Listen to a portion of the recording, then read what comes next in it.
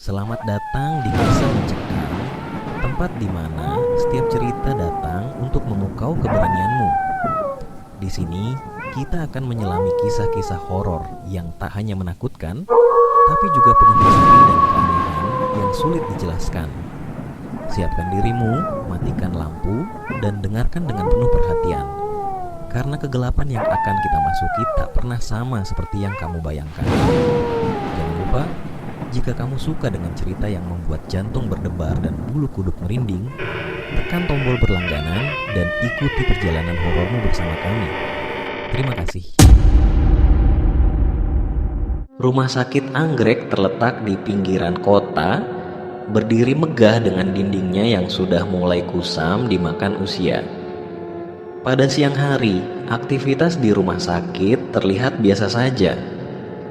Perawat berlalu lalang membawa catatan medis, dokter sibuk memeriksa pasien, dan suara troli obat bercampur dengan percakapan pelan dari para pengunjung. Namun, ketika malam tiba, suasana berubah drastis.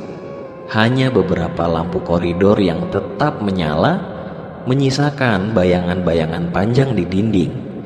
Banyak staf yang enggan bertugas pada malam hari, apalagi di lantai 5, lantai yang sudah lama tidak digunakan karena dianggap terlalu tua dan tidak aman.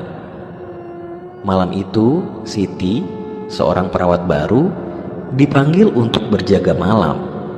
Awalnya, ia menganggap cerita seram tentang rumah sakit ini hanya sekedar mitos.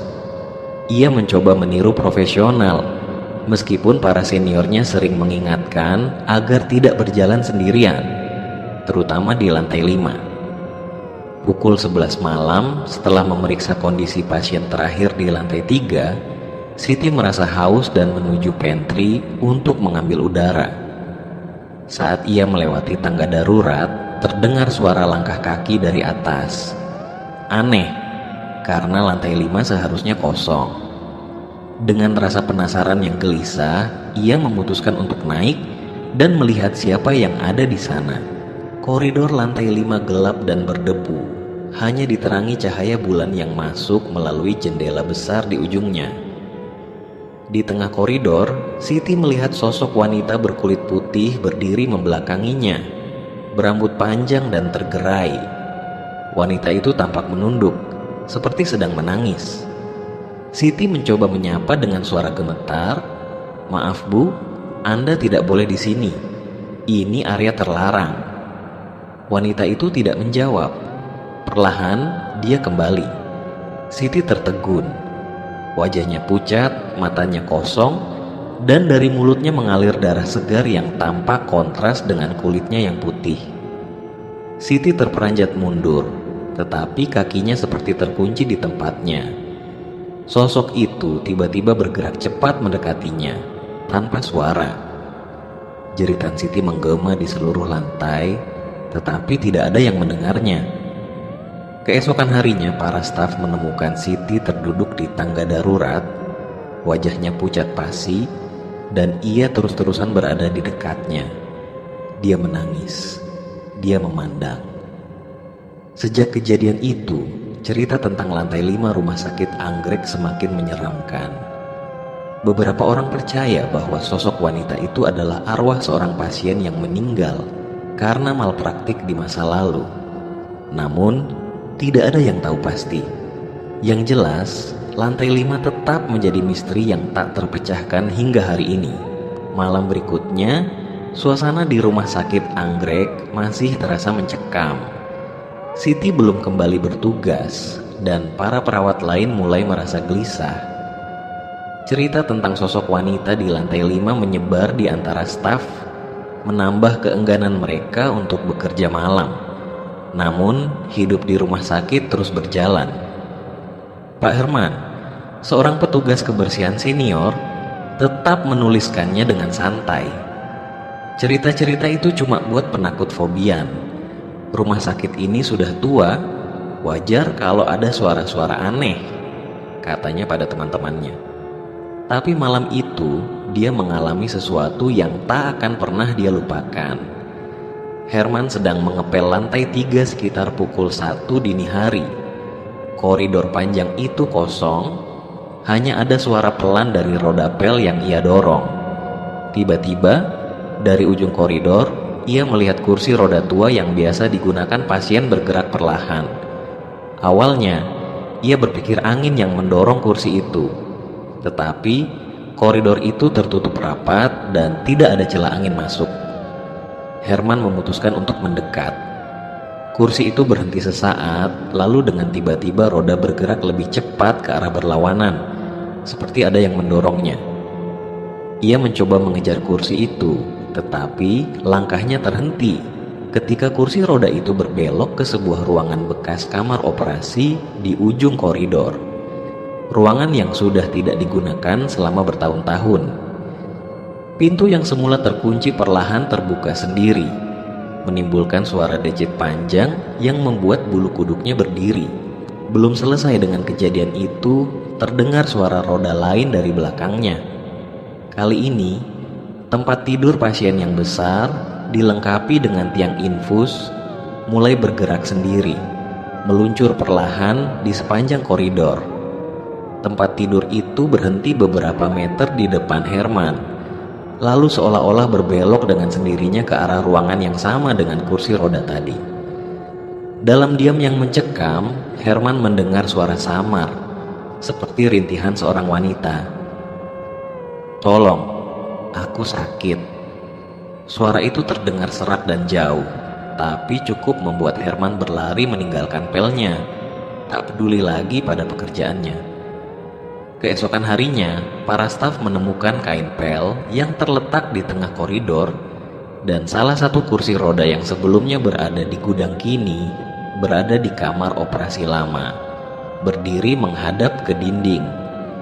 Tempat tidur pasien juga ditemukan di sana, dengan kasur yang terlihat cekung, seperti ada yang pernah berbaring di atasnya. Perlahan-lahan, cerita ini membuat rumah sakit Anggrek semakin dikenal sebagai rumah sakit angker. Para staf mulai mengeluhkan perasaan nyaman saat berjalan di koridor. Ada yang mendengar suara roda berdecit, ada pula yang melihat bayangan lewat di kaca-kaca jendela pada malam hari. Hingga kini, lantai 3 dan 5 menjadi tempat yang paling dihindari, terutama pada malam hari. Beberapa orang percaya bahwa arwah wanita yang pernah dilihat oleh Siti masih bergentayangan mencari sesuatu, atau mungkin menuntut sesuatu. Tapi apa yang sebenarnya terjadi di rumah sakit Anggrek?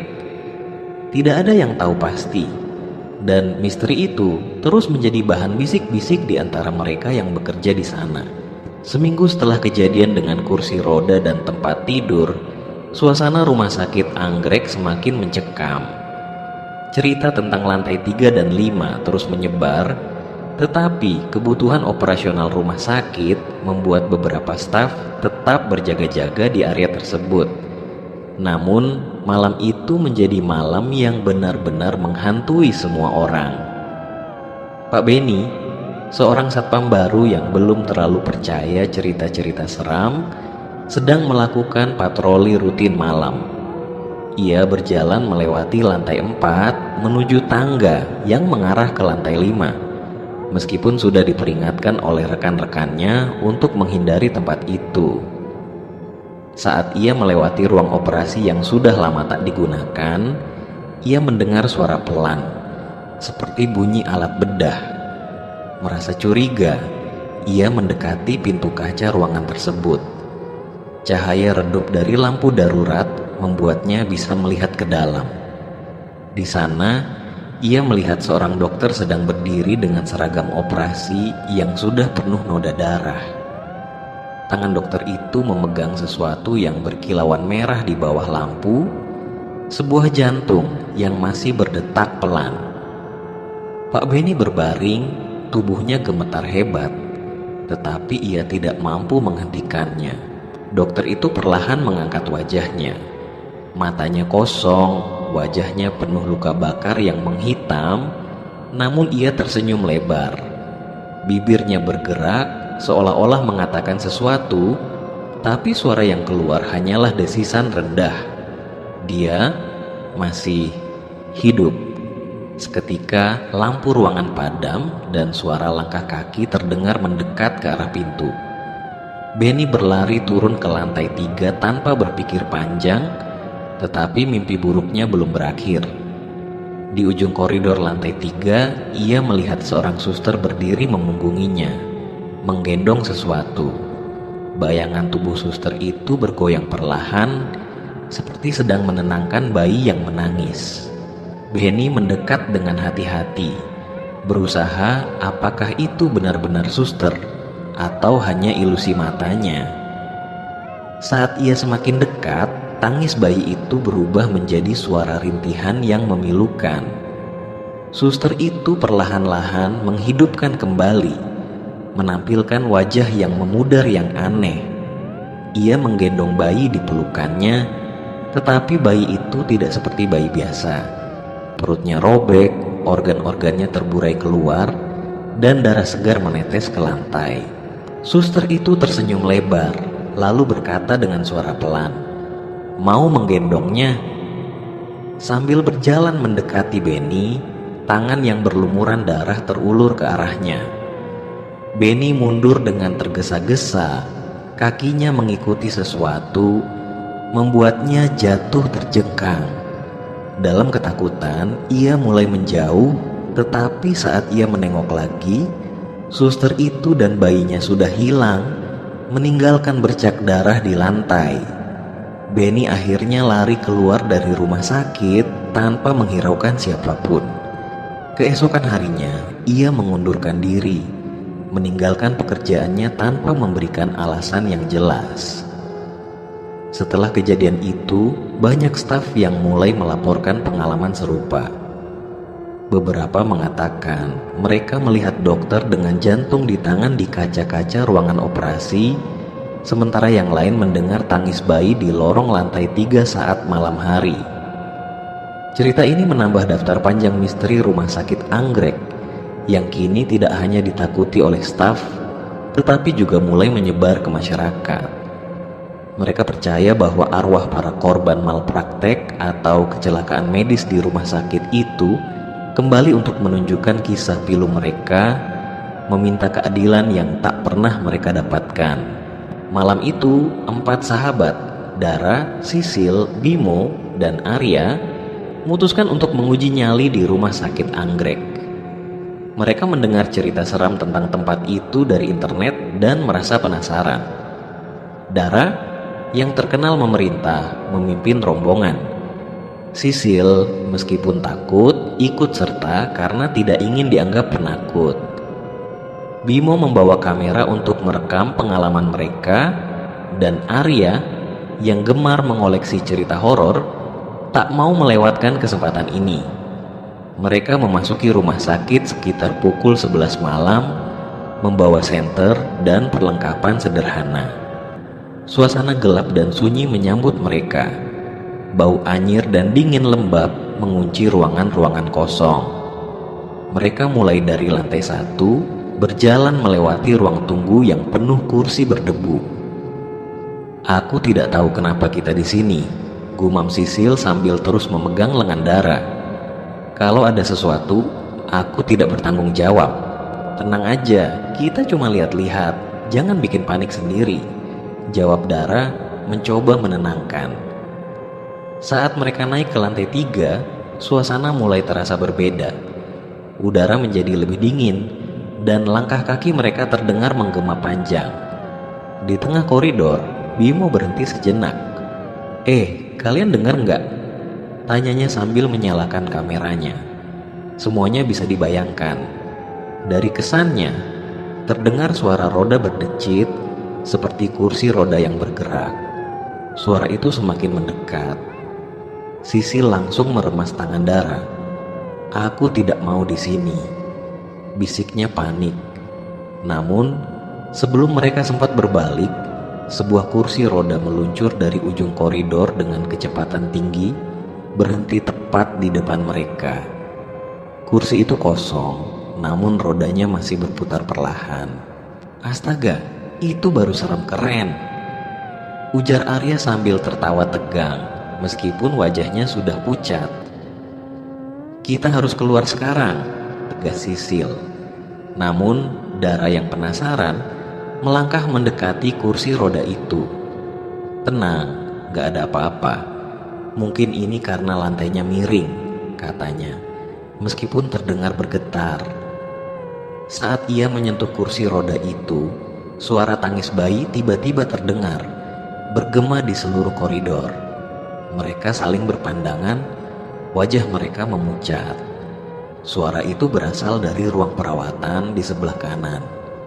"Jangan masuk," kata Sisil, menarik lengan Dara. Namun Dara melepaskan tangannya dan perlahan membuka pintu ruangan itu.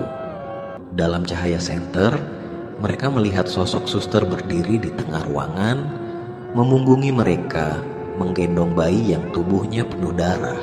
Suster itu perlahan menoleh, menampilkan senyum lebar dan mata yang menatap tajam ke arah mereka. "Apa kalian mencari sesuatu?" tanyanya dengan suara parau. Dara mundur dengan cepat, tetapi sebelum mereka sempat kabur, pintu ruangan tiba-tiba menutup sendiri dengan suara keras. Lampu senter mereka pada saat yang sama padam. Mereka dalam kegelapan total sekarang. Bimo mencoba menyalakan kameranya yang memiliki lampu kecil, tetapi saat cahaya itu menyala, ia menjerit. Tepat di depannya berdiri sosok dokter dengan tangan berlumuran darah, memegang jantung yang masih berdetak. "Kalian datang untuk operasi?" tanya dokter itu. Langkahnya mendekat perlahan. Arya mencoba membuka pintu, tetapi pintu itu tidak bergerak sedikit pun. Suara tangis bayi kini berubah menjadi tawa serak yang mengerikan, memenuhi ruangan. "Aku tidak mau di sini," Sisil berteriak. Air matanya mulai mengalir. Dengan sekuat tenaga, Dara menendang pintu, dan kali ini pintu itu terbuka. Mereka berempat lari sekencang-kencangnya, tidak peduli suara-suara aneh yang terus mengikuti di belakang mereka. Setelah berhasil keluar dari rumah sakit, mereka berhenti di parkiran, terengah-engah dan gemetar. Namun, Bimo tiba-tiba menyadari sesuatu. "Mana Sisil?" tanyanya panik. Mereka menoleh ke belakang. Sisil tidak ada bersama mereka. Di dalam rumah sakit, dari jendela lantai 5, terlihat sosok Sisil berdiri dengan wajah kosong, menatap mereka yang masih berada di luar. Di sebelahnya, suster dan dokter berdiri diam, seolah-olah menahan Sisil untuk pergi. Tangannya perlahan melambai ke arah teman-temannya, sebelum sosoknya menghilang bersama bayangan di balik jendela yang tertutup tirai. Sejak malam itu, Dara, Bimo, dan Arya tidak pernah kembali ke rumah sakit Anggrek. Mereka hanya bisa bertanya-tanya apa yang terjadi pada Sisil dan siapa sebenarnya yang mereka temui di sana. Setelah semalam penuh dihantui rasa bersalah dan ketakutan, Dara, Bimo, dan Arya memutuskan untuk kembali ke rumah sakit Anggrek. Mereka tidak bisa meninggalkan Sisil begitu saja. Dara, meski takut, merasa bertanggung jawab karena ide menjelajahi rumah sakit itu adalah idenya. "Kita harus selamatkan Sisil," kata Dara tegas. "Dia sahabat kita. Kita nggak bisa ninggalin dia sendirian di tempat itu." "Apa yang akan kita katakan kepada keluarganya ntar?" Dengan membawa senter tambahan, tali untuk berjaga-jaga, dan keberanian yang tersisa, mereka memutuskan kembali ke rumah sakit itu. Lalu mereka kembali ke rumah sakit Anggrek pada tengah malam. Suasana malam itu terasa lebih mencekam. Udara dingin menusuk dan bau busuk yang menyengat semakin terasa saat mereka melangkah lebih jauh ke dalam.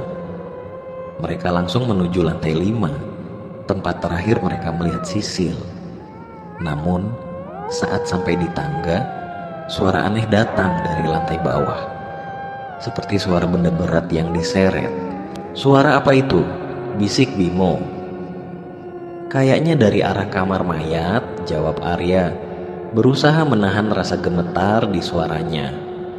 Dara memutuskan untuk memeriksa. Mereka menuruni tangga menuju lantai bawah tanah, tempat kamar mayat berada. Semakin dekat, suara itu semakin jelas, diiringi bau busuk yang membuat mereka hampir muntah. Di depan pintu kamar mayat, mereka berhenti. Pintunya agak terbuka dan suara berdecit berasal dari dalam. Dengan hati-hati, Dara membuka pintu, menampilkan ruangan gelap dengan deretan tempat tidur mayat. Namun, pemandangan yang mereka lihat membuat darah mereka seakan membeku. Di tengah ruangan, barisan pocong berdiri diam, menghadap ke arah mereka. Kain kafan kotor dan basah, beberapa terlihat robek, menampilkan bagian tubuh yang membusuk. Bimo menyalakan kamera, tangannya gemetar hebat. Ini tidak mungkin. Salah satu pocong di depan barisan itu perlahan bergerak. Matanya melihat ke arah mereka dan terdengar suara rintihan pelan yang berubah menjadi mengerikan. Seketika, semua pocong itu melangkah maju, menyeret kaki mereka dengan gerakan kaku. "Pergi, sekarang!" teriak Arya. Mereka berlari sekuat tenaga keluar dari kamar mayat, naik kembali ke lantai atas. Namun, saat mereka tiba di lantai 3, mereka mendengar suara Sisil memanggil, "Tolong aku." Suara itu berasal dari salah satu ruangan di koridor. Dara menghentikan langkahnya. Itu suara Sisil. Dia di sini. Tapi itu bisa jadi jebakan, kata Arya terengah-engah. Dara tidak peduli. Ia membuka pintu ruangan itu dan menemukan Sisil duduk di sudut. Wajahnya pucat dan penuh air mata. "Sisil." Dara berlari mendekatinya. Namun saat ia menyentuh Sisil, sesuatu yang dingin dan kasar mencengkeram lengannya. Sisil mengangkat wajahnya secara perlahan dan mereka semua terkejut. Wajah Sisil tidak lagi seperti manusia, melainkan penuh luka dengan mata yang hitam pekat. "Kenapa kalian kembali?" Sisil bertanya dengan suara yang tidak lagi miliknya. Tiba-tiba, pintu ruangan tertutup dengan keras, dan suara tawa terdengar menggema di seluruh ruangan. Di belakang mereka, barisan pocong dari kamar mayat berdiri diam, memenuhi pintu masuk. Dara, Bimo, dan Arya kini terjebak dengan Sisil yang bukan lagi Sisil dan barisan pocong yang menghalangi jalan keluar. Mereka menyadari bahwa mungkin tidak semua dari mereka akan keluar hidup-hidup dari rumah sakit Anggrek. Di luar, malam terus berlalu, sementara di dalam rumah sakit keadaan semakin mencekam ditemani kesunyian. Saat Dara, Bimo, dan Arya terjebak di ruangan itu, pintu tiba-tiba terbuka dengan keras. Keluar suara seorang wanita yang berteriak, "Cepat keluar dari sana!" Di ambang pintu berdiri seorang perawat dengan wajah yang terlihat kelelahan, tetapi mewujudkannya penuh tekad. Itu adalah Siti, perawat yang pernah mengalami kejadian mengerikan di lantai 5. Di sana, seorang pria berpostur tinggi mengenakan seragam satpam dengan mata yang tajam dan sorot penuh kewaspadaan. "Siapa kalian? Kenapa kalian masuk ke sini?" tanya pria itu tegas. Kami cari teman kami, Sisil. Dia terjebak di sini," jawab Dara panik sambil melirik ke arah Sisil yang kini terlihat seperti sosok yang lain. Pria itu kemudian memperkenalkan dirinya sebagai Bayu, seorang satpam baru yang memiliki kemampuan indigo. Segera mengangkat tangan dan berbicara tentang kecurigaannya, lalu berdoa dalam hati. "Itu bukan teman kalian lagi," katanya pelan tapi tegas. Bayu menatap Sisil dengan tajam. "Apa yang kamu inginkan?" tanyanya. Sosok Sisil tertawa kecil, suaranya terdengar aneh di ruangan itu. "Dia milik kami sekarang. Kalian tidak seharusnya datang ke sini." Wajah Sisil berubah semakin menyeramkan dengan mulut yang robek hingga ke pipi dan kulitnya mulai membusuk. Siti menggenggam tangan Dara, menariknya ke belakang. Kita harus keluar dari ruangan ini sekarang sebelum mereka semakin kuat. Namun barisan pocong di luar pintu tidak membiarkan mereka pergi.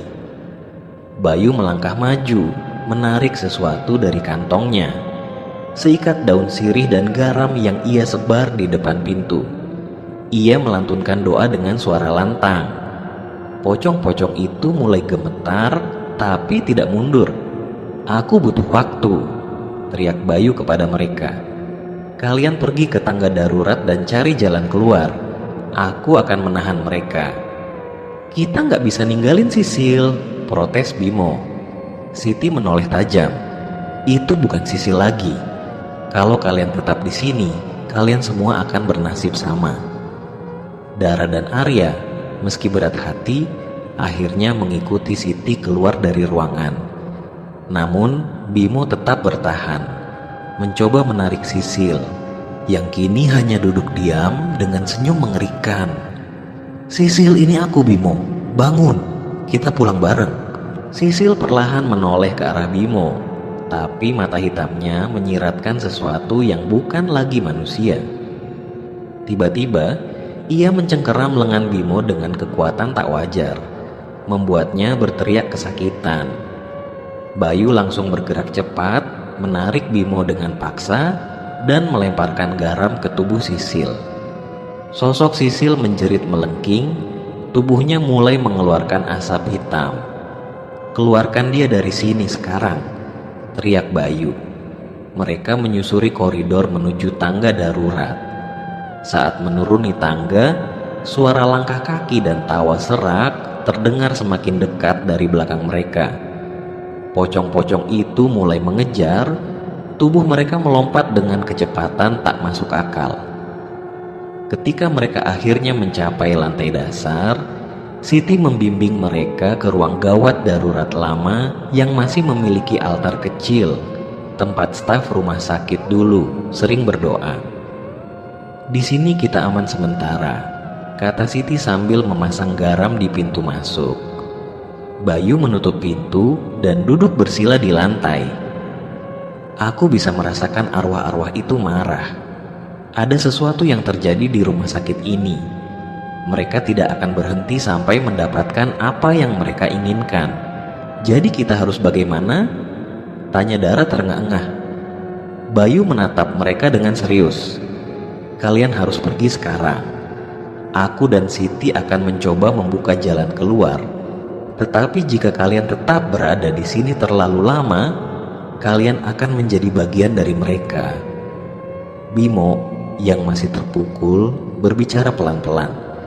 "Tapi Sisil," Siti menampar pundaknya dengan lembut. "Kadang kita harus menerima kenyataan yang sulit.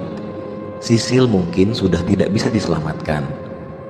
Namun sebelum mereka sempat membuat rencana lebih jauh, pintu ruangan itu mulai bergetar keras. Terdengar suara ketukan dan tawa yang menyeramkan. "Kita harus bergerak sekarang," teriak Bayu. Perjalanan keluar dari rumah sakit anggrek belum selesai, dan arwah-arwah yang marah tidak akan membiarkan mereka pergi dengan mudah. Siti dan Bayu berhasil membawa Dara, Bimo, dan Arya ke ruang bawah tanah rumah sakit, tempat arsip lama tersimpan. Di sana, mereka menemukan dokumen dan foto-foto yang mengungkap kebenaran mengerikan tentang masa lalu rumah sakit anggrek. "Di sini kita hanya sementara sebelum kita keluar," kata Siti. Pada tahun 1980-an, rumah sakit anggrek didirikan sebagai salah satu rumah sakit besar dengan fasilitas lengkap. Namun, di balik reputasinya, rumah sakit ini menyimpan rahasia kelam. Salah satu sayap rumah sakit yang kini sudah tidak digunakan sebenarnya adalah klinik aborsi ilegal. Para dokter di sana tidak hanya melakukan aborsi, tetapi juga malpraktek demi keuntungan pribadi. Pasien yang tidak mampu membayar penuh sering menjadi korban operasi tanpa izin. ada laporan tentang organ-organ yang diambil secara paksa dari pasien untuk dijual di pasar gelap. Banyak wanita muda yang datang untuk aborsi dilaporkan menghilang setelah perawatan, tetapi keluarga mereka tidak pernah mendapatkan jawaban. Para bayi yang lahir dari aborsi gagal sering diperlakukan seperti barang tak bernyawa, dibuang begitu saja atau digunakan untuk eksperimen medis. Dokter kepala kala itu, Dr.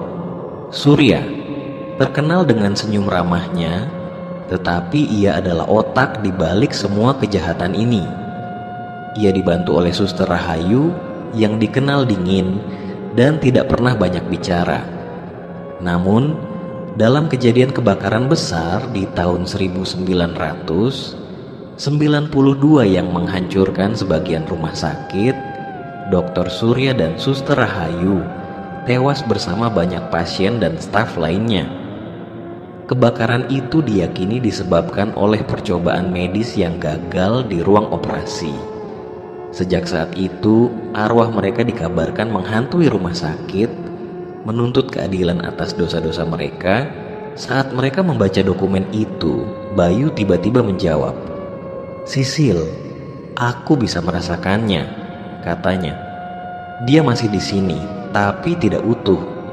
Ada sesuatu yang telah mereka lakukan di sana. Tiba-tiba Siti menunjuk sebuah foto usang di arsip. Dalam foto itu terlihat ruang operasi dengan Dr. Surya dan Suster Rahayu berdiri di tengahnya. Suster Rahayu menggendong seorang bayi, sementara Dr. Surya tampak memegang jantung manusia yang baru diambil. Suasana foto itu sangat menyeramkan, dan mereka menyadari bahwa ruangan dalam foto adalah salah satu ruang operasi yang masih ada di lantai 5. "Dia ada di sana," bisik Bayu sambil menunjuk ke foto. Sisil sedang dioperasikan oleh mereka. Tanpa pikir panjang, mereka memutuskan untuk kembali ke lantai 5 meskipun ketakutan. Saat mereka mendekati ruang operasi itu, suara langkah kaki berat dan suara pilu terdengar di sepanjang koridor. Bau darah memenuhi udara. Ketika pintu ruang operasi terbuka, mereka melihat pemandangan mengerikan. Sisil terbaring di meja operasi, tubuhnya penuh luka. Di atasnya, Dr. Surya sedang berdiri dengan pisau bedah besar, tangannya berlumuran darah. Di sebelahnya, Suster Rahayu yang bagian punggung bolong besar tampak sedang memegang sesuatu. Bayi kecil yang tubuhnya cacat dengan organ-organ yang hampir keluar. "Kenapa kalian datang?" tanya Dr. Surya dengan suara rendah tetapi penuh ancaman. "Ini pasien kami sekarang." "Sisil," teriak Bimo sambil mencoba mendekati meja operasi, tetapi tubuhnya seperti berbaring di tempatnya. Dr. Surya menoleh dengan senyum dingin. Dia harus menyelesaikan prosedur ini. Dia berhutang pada kami. Suster Rahayu perlahan menatap ke arah Dara, Bimo, dan Arya. Dengan suara serak dia berkata, "Kalian selanjutnya." Namun Bayu melangkah maju menghadapi mereka. "Sudah cukup. Kejahatan kalian berakhir di sini." Ia melemparkan garam dan menaburkan bunga mawar putih ke lantai. Doa-doa yang ia ucapkan mulai menggema di ruangan itu. Dr. Surya dan Suster Rahayu menjerit. Tubuh mereka mulai mengeluarkan asap hitam. Sisil yang sebelumnya tampak tidak bergerak perlahan membuka matanya. "Dara, tolong aku," lirihnya. Dara dan Siti segera menarik Sisil dari meja operasi, tetapi bayangan Dr. Surya tiba-tiba melompat ke arah mereka. Namun, sebelum ia mencapai mereka, Bayu melemparkan daun sirih yang telah ia bacakan doa, membuat sosok itu terbakar. Ruangan mulai runtuh, dinding-dindingnya menghitam seolah-olah dilalap api. Mereka berlari keluar dengan Sisil di gendongan mereka, berjuang untuk mencapai pintu keluar sebelum semuanya hancur. Saat mereka berhasil keluar dari rumah sakit, bangunan itu terlihat sunyi. seolah-olah semua kehadiran kabut telah menghilang. Namun, Sisil tetap tidak sepenuhnya sama.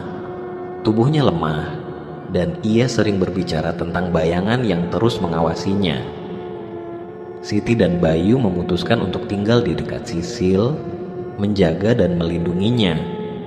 Mereka tahu bahwa meskipun Dr. Surya dan Suster Rahayu telah menghilang, arwah-arwah lain yang menjadi korban di rumah sakit itu mungkin masih menuntut keadilan. Dan bagi Dara, Bimo, dan Arya, rumah sakit Anggrek bukan hanya menjadi tempat penuh kenangan mengerikan, tetapi juga sebuah peringatan. Ada beberapa tempat yang seharusnya tidak pernah dikunjungi, karena rahasia kelamnya bisa menghancurkan siapa saja yang terlalu penasaran. Rumah sakit Anggrek hingga kini masih beraktivitas seperti biasanya. Masih kokoh berdiri walau banyak menyimpan misteri. Koridor lantai 5 gelap dan berdebu, hanya diterangi cahaya bulan yang masuk melalui jendela besar di ujungnya. Di tengah koridor, Siti melihat sosok wanita berkulit putih berdiri membelakanginya, berambut panjang dan tergerai. Wanita itu tampak menunduk, seperti sedang menangis. Siti mencoba menyapa dengan suara gemetar, "Maaf Bu, Anda tidak boleh di sini. Ini area terlarang." Wanita itu tidak menjawab. Perlahan dia kembali. Siti tertegun. Wajahnya pucat, matanya kosong, dan dari mulutnya mengalir darah segar yang tampak kontras dengan kulitnya yang putih. Siti terperanjat mundur, tetapi kakinya seperti terkunci di tempatnya. Sosok itu tiba-tiba bergerak cepat mendekatinya, tanpa suara. Jeritan Siti menggema di seluruh lantai, tetapi tidak ada yang mendengarnya. Keesokan harinya, para staf menemukan Siti terduduk di tangga darurat. Wajahnya pucat pasi, dan ia terus-terusan berada di dekatnya. Dia menangis. Dia memandang. Sejak kejadian itu, cerita tentang lantai 5 rumah sakit Anggrek semakin menyeramkan. Beberapa orang percaya bahwa sosok wanita itu adalah arwah seorang pasien yang meninggal karena malpraktik di masa lalu. Namun, tidak ada yang tahu pasti. Yang jelas, lantai 5 tetap menjadi misteri yang tak terpecahkan hingga hari ini. Malam berikutnya, suasana di rumah sakit Anggrek masih terasa mencekam. Siti belum kembali bertugas, dan para perawat lain mulai merasa gelisah. Cerita tentang sosok wanita di lantai 5 menyebar di antara staf, menambah keengganan mereka untuk bekerja malam. Namun, hidup di rumah sakit terus berjalan. Pak Herman, seorang petugas kebersihan senior, tetap menuliskannya dengan santai. Cerita-cerita itu cuma buat penakut fobian. Rumah sakit ini sudah tua, wajar kalau ada suara-suara aneh, katanya pada teman-temannya. Tapi malam itu, dia mengalami sesuatu yang tak akan pernah dia lupakan. Herman sedang mengepel lantai 3 sekitar pukul 1 dini hari. Koridor panjang itu kosong, hanya ada suara pelan dari roda pel yang ia dorong. Tiba-tiba, dari ujung koridor, ia melihat kursi roda tua yang biasa digunakan pasien bergerak perlahan. Awalnya, ia berpikir angin yang mendorong kursi itu. Tetapi koridor itu tertutup rapat dan tidak ada celah angin masuk. Herman memutuskan untuk mendekat. Kursi itu berhenti sesaat, lalu dengan tiba-tiba roda bergerak lebih cepat ke arah berlawanan, seperti ada yang mendorongnya. Ia mencoba mengejar kursi itu, tetapi langkahnya terhenti ketika kursi roda itu berbelok ke sebuah ruangan bekas kamar operasi di ujung koridor. Ruangan yang sudah tidak digunakan selama bertahun-tahun. Pintu yang semula terkunci perlahan terbuka sendiri, menimbulkan suara decit panjang yang membuat bulu kuduknya berdiri. Belum selesai dengan kejadian itu, terdengar suara roda lain dari belakangnya.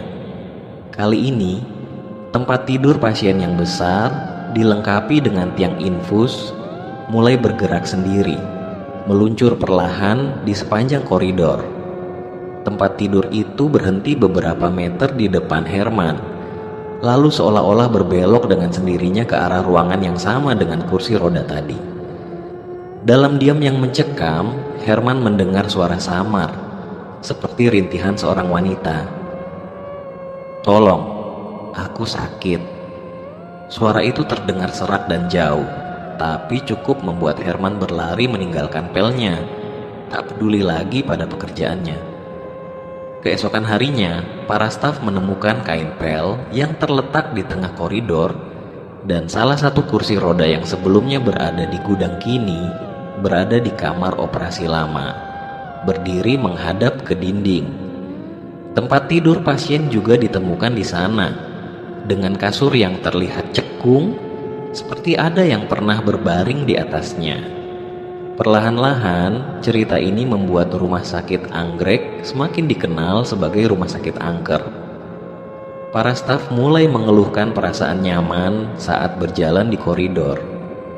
Ada yang mendengar suara roda berdecit, ada pula yang melihat bayangan lewat di kaca-kaca jendela pada malam hari. Hingga kini, lantai 3 dan 5 menjadi tempat yang paling dihindari, terutama pada malam hari. Beberapa orang percaya bahwa arwah wanita yang pernah dilihat oleh Siti masih bergentayangan mencari sesuatu, atau mungkin menuntut sesuatu. Tapi apa yang sebenarnya terjadi di rumah sakit Anggrek? Tidak ada yang tahu pasti, dan misteri itu terus menjadi bahan bisik-bisik di antara mereka yang bekerja di sana. Seminggu setelah kejadian dengan kursi roda dan tempat tidur, suasana rumah sakit Anggrek semakin mencekam. Cerita tentang lantai 3 dan 5 terus menyebar, tetapi kebutuhan operasional rumah sakit membuat beberapa staf tetap berjaga-jaga di area tersebut. Namun, malam itu menjadi malam yang benar-benar menghantui semua orang. Pak Benny, seorang satpam baru yang belum terlalu percaya cerita-cerita seram, sedang melakukan patroli rutin malam. Ia berjalan melewati lantai 4 menuju tangga yang mengarah ke lantai 5. Meskipun sudah diperingatkan oleh rekan-rekannya untuk menghindari tempat itu. Saat ia melewati ruang operasi yang sudah lama tak digunakan, ia mendengar suara pelan, seperti bunyi alat bedah. Merasa curiga, ia mendekati pintu kaca ruangan tersebut. Cahaya redup dari lampu darurat membuatnya bisa melihat ke dalam. Di sana, ia melihat seorang dokter sedang berdiri dengan seragam operasi yang sudah penuh noda darah.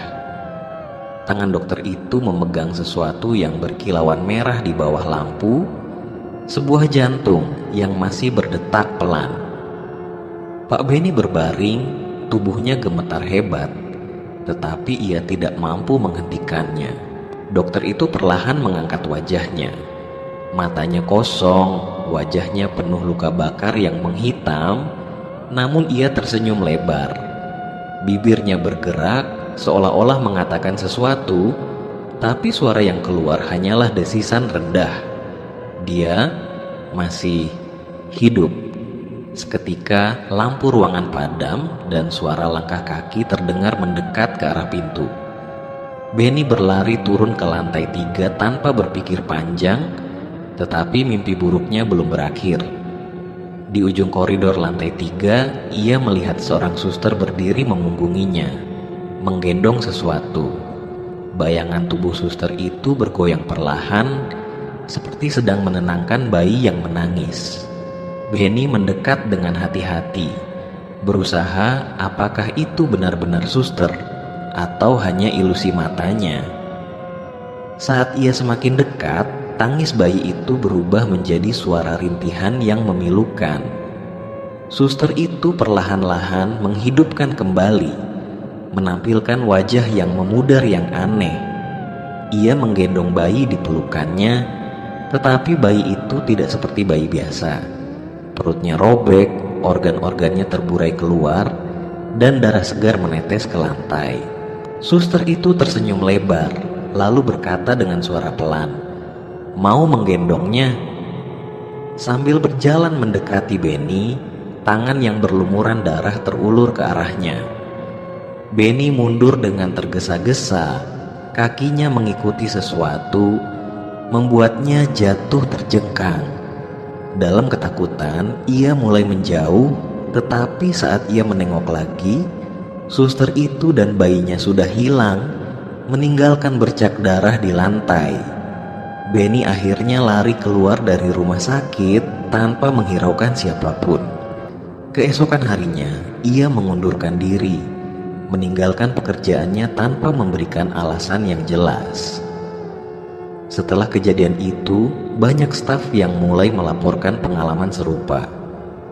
Beberapa mengatakan mereka melihat dokter dengan jantung di tangan di kaca-kaca ruangan operasi, sementara yang lain mendengar tangis bayi di lorong lantai 3 saat malam hari.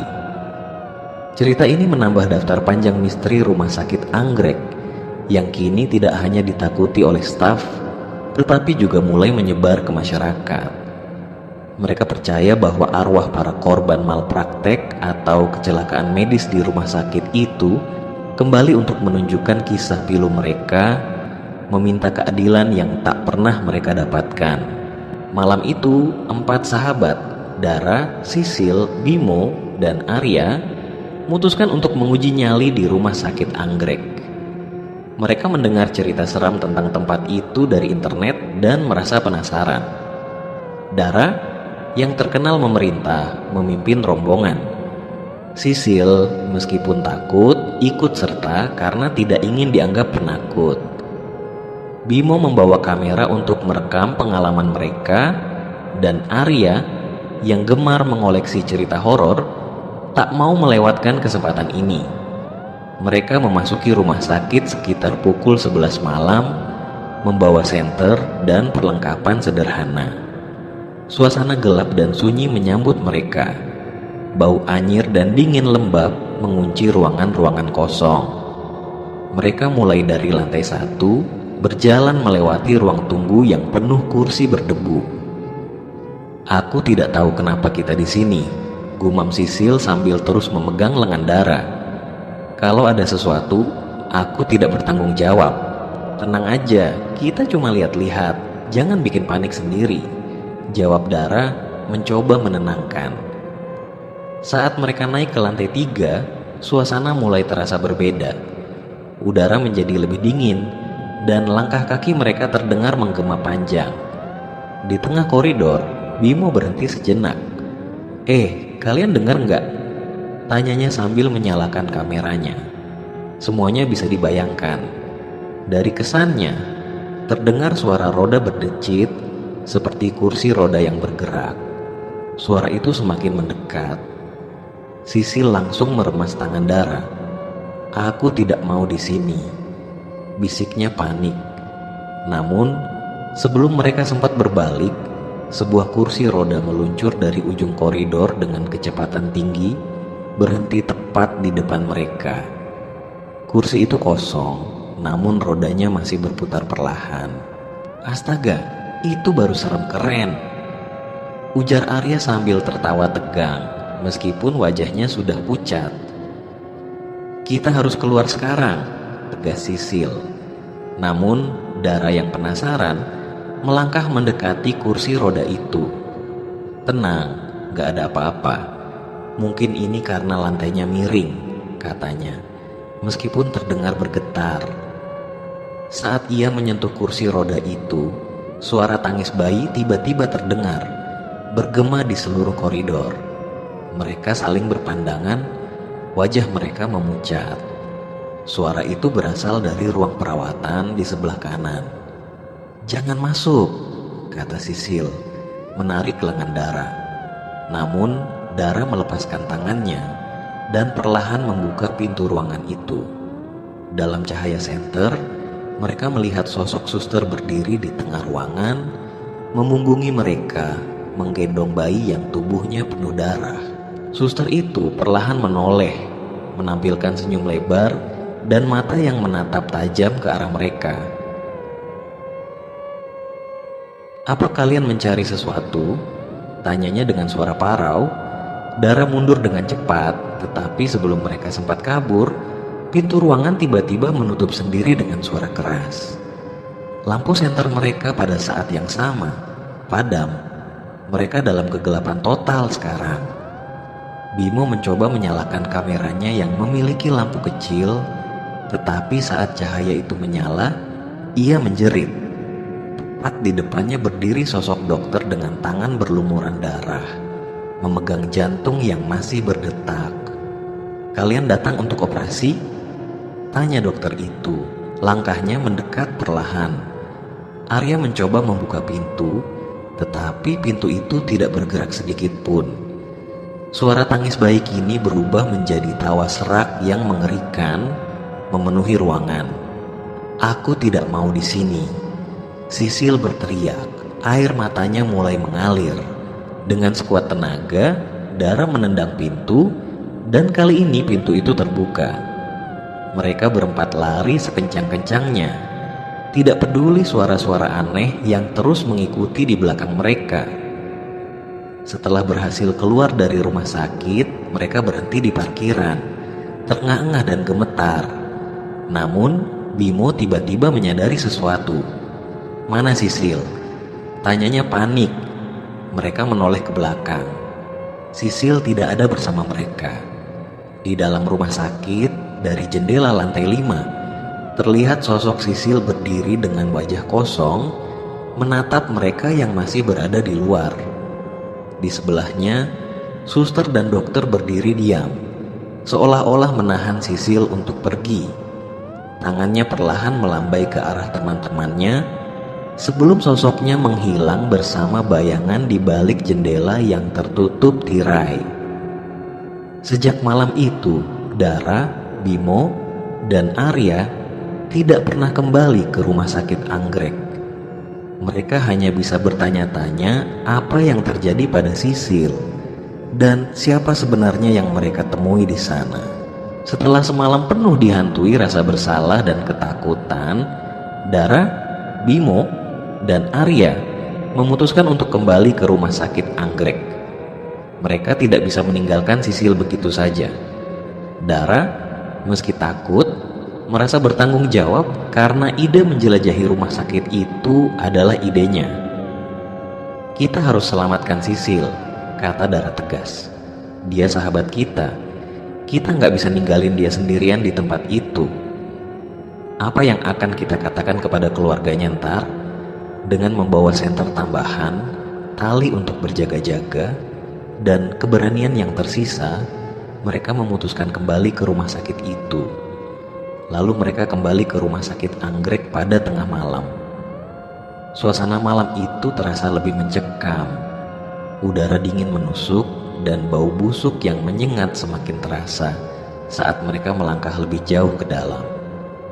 Mereka langsung menuju lantai 5, tempat terakhir mereka melihat Sisil. Namun, saat sampai di tangga, suara aneh datang dari lantai bawah. Seperti suara benda berat yang diseret. "Suara apa itu?" bisik Bimo. "Kayaknya dari arah kamar mayat," jawab Arya, berusaha menahan rasa gemetar di suaranya. Dara memutuskan untuk memeriksa. Mereka menuruni tangga menuju lantai bawah tanah, tempat kamar mayat berada. Semakin dekat, suara itu semakin jelas, diiringi bau busuk yang membuat mereka hampir muntah. Di depan pintu kamar mayat, mereka berhenti. Pintunya agak terbuka dan suara berdecit berasal dari dalam. Dengan hati-hati, Dara membuka pintu, menampilkan ruangan gelap dengan deretan tempat tidur mayat. Namun, pemandangan yang mereka lihat membuat darah mereka seakan membeku. Di tengah ruangan, barisan pocong berdiri diam, menghadap ke arah mereka. Kain kafan kotor dan basah, beberapa terlihat robek, menampilkan bagian tubuh yang membusuk. Bimo menyalakan kamera, tangannya gemetar hebat. Ini tidak mungkin. Salah satu pocong di depan barisan itu perlahan bergerak. Matanya melihat ke arah mereka, dan terdengar suara rintihan pelan yang berubah menjadi mengerikan. Seketika, semua pocong itu melangkah maju, menyeret kaki mereka dengan gerakan kaku. "Pergi, sekarang!" teriak Arya. Mereka berlari sekuat tenaga keluar dari kamar mayat, naik kembali ke lantai atas. Namun, saat mereka tiba di lantai 3, mereka mendengar suara Sisil memanggil, "Tolong aku." Suara itu berasal dari salah satu ruangan di koridor. Dara menghentikan langkahnya. "Itu suara Sisil. Dia di sini." "Tapi, itu bisa jadi jebakan," kata Arya terengah-engah. Dara tidak peduli. Ia membuka pintu ruangan itu dan menemukan Sisil duduk di sudut. Wajahnya pucat dan penuh air mata. "Sisil." Dara berlari mendekatinya. Namun, saat ia menyentuh Sisil, sesuatu yang dingin dan kasar mencengkeram lengannya. Sisil mengangkat wajahnya secara perlahan dan mereka semua terkejut. Wajah Sisil tidak lagi seperti manusia, melainkan penuh luka dengan mata yang hitam pekat. "Kenapa kalian kembali?" Sisil bertanya dengan suara yang tidak lagi miliknya. Tiba-tiba, pintu ruangan tertutup dengan keras, dan suara tawa terdengar menggema di seluruh ruangan. Di belakang mereka, barisan pocong dari kamar mayat berdiri diam, memenuhi pintu masuk. Dara, Bimo, dan Arya kini terjebak dengan Sisil yang bukan lagi Sisil dan barisan pocong yang menghalangi jalan keluar. Mereka menyadari bahwa mungkin tidak semua dari mereka akan keluar hidup-hidup dari rumah sakit anggrek. Di luar, malam terus berlalu, sementara di dalam rumah sakit keadaan semakin mencekam ditemani kesunyian. Saat Dara, Bimo, dan Arya terjebak di ruangan itu, pintu tiba-tiba terbuka dengan keras. Keluar suara seorang wanita yang berteriak, "Cepat keluar dari sana." Di ambang pintu berdiri seorang perawat dengan wajah yang terlihat kelelahan, tetapi mewujudkannya penuh tekad. Itu adalah Siti, perawat yang pernah mengalami kejadian mengerikan di lantai 5.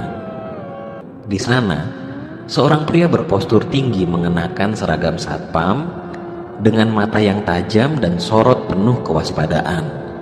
"Siapa kalian? Kenapa kalian masuk ke sini?" tanya pria itu tegas. Kami cari teman kami, Sisil. Dia terjebak di sini," jawab Dara panik sambil melirik ke arah Sisil yang kini terlihat seperti sosok yang lain. Pria itu kemudian memperkenalkan dirinya sebagai Bayu, seorang satpam baru yang memiliki kemampuan indigo.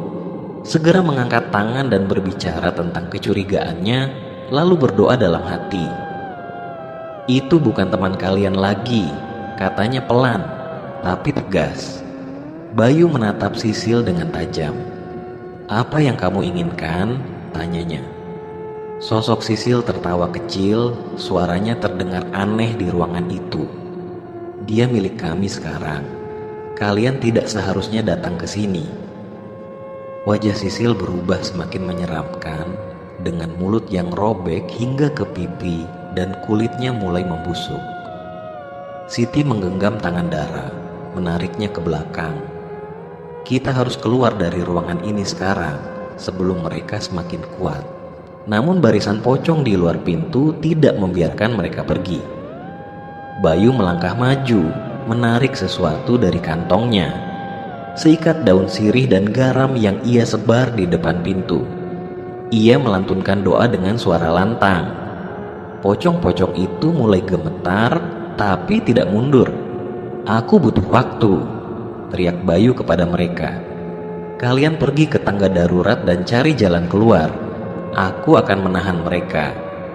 "Kita nggak bisa ninggalin Sisil," protes Bimo. Siti menoleh tajam. "Itu bukan Sisil lagi. Kalau kalian tetap di sini, kalian semua akan bernasib sama." Dara dan Arya, meski berat hati, akhirnya mengikuti Siti keluar dari ruangan. Namun Bimo tetap bertahan, mencoba menarik Sisil, yang kini hanya duduk diam dengan senyum mengerikan. "Sisil, ini aku, Bimo. Bangun, kita pulang bareng." Sisil perlahan menoleh ke arah Bimo, tapi mata hitamnya menyiratkan sesuatu yang bukan lagi manusia. Tiba-tiba, ia mencengkeram lengan Bimo dengan kekuatan tak wajar, membuatnya berteriak kesakitan. Bayu langsung bergerak cepat, menarik Bimo dengan paksa, dan melemparkan garam ke tubuh Sisil. Sosok Sisil menjerit melengking, tubuhnya mulai mengeluarkan asap hitam.